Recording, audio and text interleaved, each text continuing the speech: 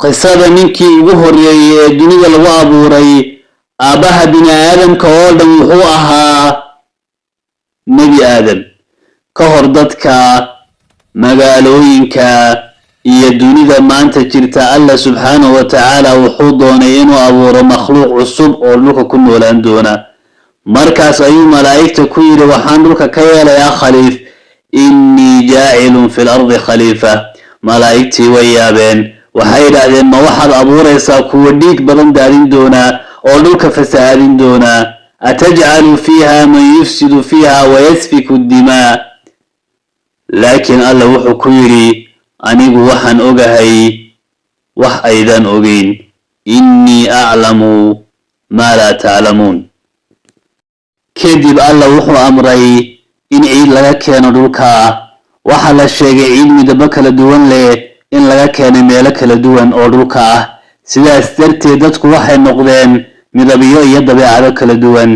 kadib alla wuxuu ciidaas ka sameeyey nebi aadam jirkiisa muddo ayuu yaalay ka hor intaan ruuxda la gelin ibliis markii uu arkay jirka nebi aadam wuxuu bilaabay inuu ku wareego isaga oo la yaaban makhluuqan cusub intaas kadib allah ayaa ruuxdii ku afuufay nebi aadam ruuxdu markay madaxa gaadhay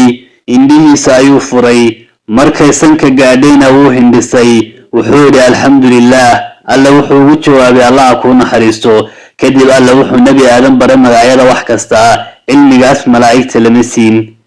kadib malaa'igta waxaa lagu amray inay u sujuudaan nebi aadam malaa'igta oo dhan way sujuudeen marka laga reebo ibliis intaas kadib ibliis waxaa ku dhacday lacnadii alle